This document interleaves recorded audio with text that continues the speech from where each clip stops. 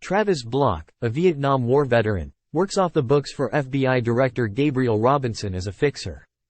After completing one mission, he tells Robinson he wants to retire and spend more time with his daughter and granddaughter, but Robinson is reluctant to let him go. Instead, he is given a new assignment to bring in undercover FBI agent Dusty Crane.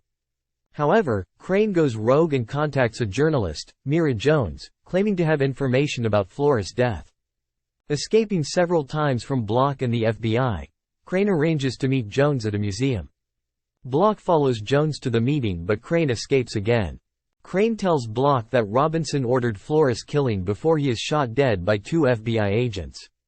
Block and Jones meet again and she tells him that Crane claimed to have information about Operation Unity, a top-secret FBI program run by Robinson that kills innocent civilians, including Flores.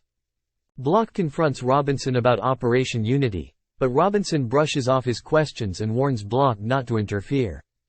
Jones's editor, Drew, writes a story about Crane's mysterious death using her sources.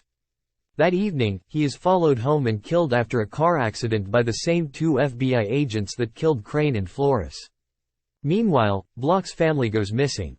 Jones convinces a distressed Block to help her uncover the mystery of Operation Unity. He tells her that Robinson has a safe in his house with government secrets. He confronts Robinson at his house and forces him to open the safe, which contains a hard drive with information about Operation Unity.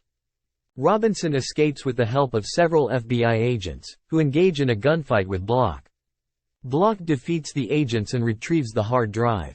Block and Jones review the hard drive and discover that Crane was in love with his assignment, Flores. Robinson had her killed after Crane got too attached to her. Block confronts Robinson with the truth about Operation Unity, and forces him to turn himself in to the authorities. Robinson is arrested for his crimes.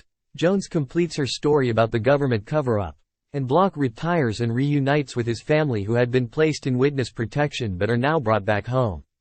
One ought not have to invoke former Congresswoman Gabby Giffords to argue why this kind of torn from the headlines, or whatever it is, scenario opportunism is gross. It casts a pall over the rest of the movie, which wouldn't have much going for it anyway even without this alpha male posturing. An undercover even by undercover standards FBI guy who specializes in getting regular undercover agents out of jams. We first see him speeding to a DC-adjacent redneck white supremacist conclave to rescue an in-too-deep operative. He achieves this through legerdemain and propane and a flare.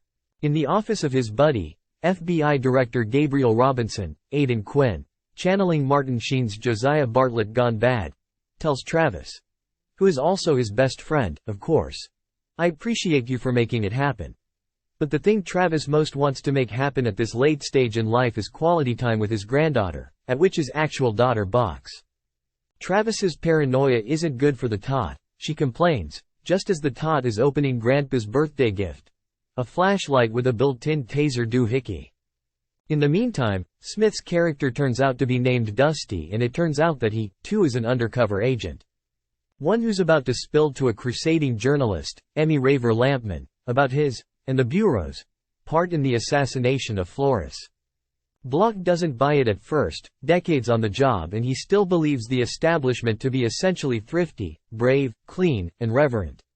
Soon, of course, the scales fall from his eyes. And eventually he must confront the man who etc. etc. Political activist Sophia is killed in an apparent hit-and-run accident outside of her home.